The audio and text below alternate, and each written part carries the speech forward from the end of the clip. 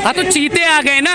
अभी आपने जैसा मेरे एक साथी का भाषण आपने सुना कि चीते आए हैं किसके लिए, हम लोगों के लिए, जो घास खाने वाले जानवर है ना उनको खाने के लिए। जैसे यहाँ की सरकारें हमारे विकासशील देश की प्रगति को एक अलग ही ट्रैक पे ले गई ना, वैसे ही वो चीते जो है ना वो घास खाने वाले जो जानवर हैं जिनका कोई दोष नहीं है। एक तो पहले से यहाँ पर उनकी कमी थी और उसके बाद बावजूद यहाँ पर चीतों को एक VIP विमान से लेके आया जाता है जिसमें करोड़ों रुपए का खर्चा आता है, और उसके बाद हमारे देश के मासूम जानवर जिसको मारने पर ही ताउम्र जेल है। मतलब आप आज की डेट में किसी एक हिरण को मार देते हैं तो आपको जेल हो जाती है। उन हिरण को उन चीतों के लिए छोड़ दिया गया है, क्यों? क्योंकि ताकि वो उनका पेट भर सके। और आज हमारे देश में यही चल रहा है, गरीब लोग बिल्कुल हिरण की भांति इस देश के अंदर घूम रहे हैं, भ्रमण कर रहे हैं। और ये सरकार मोदी जी का काम से खुश नहीं है। मैं मोदी जी, मैं BJP जो हमारी सेंट्रल गवर्नमेंट है, दिल्ली गवर्नमेंट है या कहीं की भी गवर्नमेंट है, मैं किसी से खुश नहीं हूँ। क्यों? क्योंकि ये लोग सिर्फ वादे करते हैं। पूरी दुनिया में तो डंका बज रहा है उनका। डंका इसीलिए तो बज रहा है कि कुछ जातिवाद और भेदभाव मतभेद वाले लोग जो हैं वो लोग क्या बोलते हैं उसे, भगवा। ये भगवा रंग है वीर जवानों का। वीर जवानों का तो रंग भगवा मैंने आज तक नहीं देखा। मिलिट्री की किसी भी पोशाक पे मैंने भगवा रंग नहीं देखा। वो वीर जवान है हमारे देश के, जो हमारे लिए लड़ते हैं, हमारे लिए मरते हैं और दिन रात हमारी सेवा करते हैं। मैंने उनकी वर्दी पर, इवन मैंने उनके किसी मेडल पर भगवा रंग नहीं देखा। और यहाँ आज लोग कह रहे हैं ये भगवा रंग है वीर जवानों का।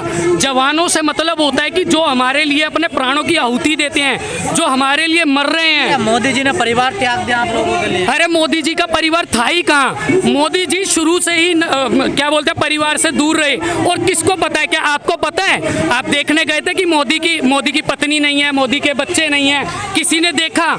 जब वो सत्ता में है उन्होंने अपनी मुंह जुबानी बताया। मैं ऐसे बोल देता हूँ कि मैं अंबानी का पार्टनर हूँ या मैं मोदी के लिए काम करता हूँ, मैं मोदी का राइट हैंड हूँ। क्या आप लोग मान लेंगे? नहीं। ये मोदी की फैलाई हुई मनगढ़ंत कहानी है।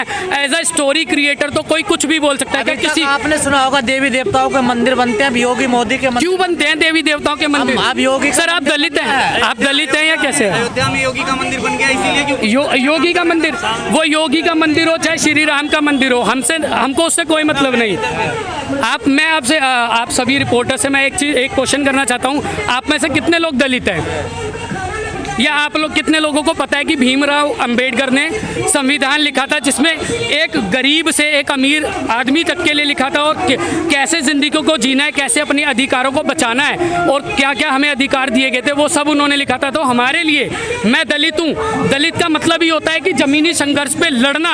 और ये बहुत ही, अब मेरे लिए तो बहुत ही प्राउड की बात है। और मैं अपना भगवान भीमराव अंबेडकर को मानता हूँ और मेरा एक ही नारा है, जय भीम, जय भारत, जय संविधान। हमारी जो सबसे बड़ी समस्या है वो डिमोलिशन की है, जो हमारे भारत में अभी सभी लोग देख भी रहे हैं चल रहा है, बुलडोज़र राज। मैं डिमोलिशन नहीं कहूँगा इसको, बुलडोज़र या राज या मोदी सरकार राज, कि उनका जहाँ मन कर रहा है वो तोड़ रहे हैं, जहाँ मन कर रहा है उनको इलीगल बता रहे हैं। लीगल हमारे जो डॉक्यूमेंट्स हैं उनको इलीगल बता दिया, हमको नोट आइडेंटिफाइड बता दिया गया है। हम पिछले 15 सालों से इलेक्शंस में वोट डाल रहे हैं, उनको इलीगल बता दिया। और सरकारें आज इतनी गिर गई हैं कि हमारे घरों को भी इलीगल बताकर और उन्हें तोड़ना चाह रही हैं। तो सबसे बड़ा जो मुद्दा है ना कि ऐसा क्यों? जब वोट का टाइम, वोट लेने का टाइम आता है तब सरकारें हाथ जोड़ती हैं, तब हम हर तरीके से लीगल हो जाते हैं, ऑथराइज हो जाते हैं, हम उनके लिए सर्वोपरि हो जाते हैं, हर तरीके से हम उनके लिए महान हैं। और जब इलेक्शन खत्म हो जाते हैं, वो गद्दी पे बैठ जाते हैं, कुर्सी की बात हो जाती है जब, तो वो क्या करते हैं कि कुछ पूंजीपतियों के साथ मिलकर के हम जैसी गरीब बस्तियों को तोड़ते हैं, हम लोगों को उजाड़ते हैं सिर्फ एक डेवलपमेंट के नाम पर। वो डेवलपमेंट जो सिर्फ अभी कागजों के अंदर है और पूरे इंडिया में कहीं दिखता भी नहीं है।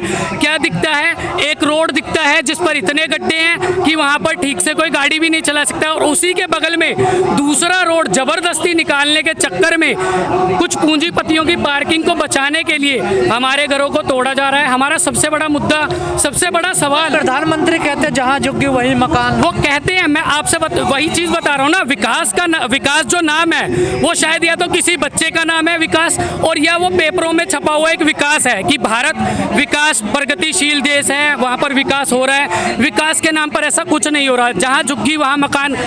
मोदी जी ने बोला था कि 75 साल अमृत महोत्सव के जब हो जाएंगे, हम जो लोग जहाँ पर झुग्गी है वहीं मकान देंगे, हर एक गरीब को जिसके पास घर नहीं है उसको घर देंगे। अरे सर, मैं एक चीज़ कहना चाहता हूँ उस सरकार से, हमारे देश के प्रधान से, हमारे देश के MP से, हमारे देश के उन तमाम नेताओं से जो इतनी बड़ी बड़ी बातें बोलते थे, आज आप एक चीज़ देखिए कि वो किसी बेघर को घर तो कब देंगे, जिनके पास घर हैं उनको भी घरों से उजाड़ रहे हैं, उनको खदेड़ रहे हैं। किस नाम पर? कि आप लोग इलीगल हैं। 80% दिल्ली इलीगल है, सब जानते हैं। तो क्या 80% दिल्ली को खदेड़ कर यहाँ से भगाया जा सकता है? और मैं जानना चाहता हूँ कि जो यही अच्छे दिन है क्या आप लोगों के? ये तो बहुत ही मैं कहूँगा अच्छे दिन तो नहीं, लेकिन ये जो पहले बेकार दिन थे ना, शायद मोदी जिनको बोलता था कि मेरे देश का वो हर गरीब व्यक्ति जो हवाई चप्पल पहनता है, मैं उसको एरोप्लेन में सफ़र करता हुआ देखना चाहता हूँ, वो दिन अच्छे होते हैं। लेकिन आज जो इंसान बस से भी जाना चाहता है उससे भी नहीं जा सकता। क्यों? क्योंकि किराया बढ़ा दिया गया है। क्यों? क्योंकि पेट्रोल के रेट बढ़ गए, डीजल के रेट। अरे सरकारें क्या अच्छे दिन लेके आएंगी? जो हमारे दिन थे वो भी खराब हो गए, वो तख्ता ही पलट हो गया। कहते हैं ना कि वाइंड इज द चेंज, कि बिल्कुल हवा ही चेंज हो गई। हम जहां प्रगति के रास्ते पर चल रहे थे उस ट्रैक से कहीं ना कहीं भटका कर इस सरकार ने हमें जातिवाद के मुद्दों पर लाकर खड़ा कर दिया। जातिवाद, आज हिंदू मुस्लिम में भेदभाव है। आप इस चीज़ को समझिए कि कल मुस्लिम हमारे देश से खत्म हो जाएगा। लेकिन आपको क्या लगता है कि ये जातिवाद का मसला यहीं रुकेगा? ये सरकारें जातिवाद के मसलों पर ही अपनी कुर्सी को बचाएंगी। आज मुस्लिम और हिंदू का मुद्दा है, कल मुस्लिम चले जाएंगे, कल दलित का मुद्दा आएगा, यादव का मुद्दा आएगा। बहुत सारी जो कल राजपूतों को लेकर एक जंग छिड़ेगी कि आप राजपूत हो, आप दलित हो, आप इनसे लड़ो, वो वहाँ पर फिर जातिवाद के मुद्दे पर लड़ाइयाँ होंगी और होना कुछ नहीं है। मोदी जी तो सबका साथ सबका विकास कर रहे हैं। मोदी जी सिर्फ अडानी का विकास कर रहे हैं। आप देखिए हफ्ते की हफ्ते वो छलांग लगाते जा रहे हैं, सनसेक्स में हो गया या वर्ल्ड के टॉप रिच पीपल्स के अंदर वो नंबर 2 पे। कैसे?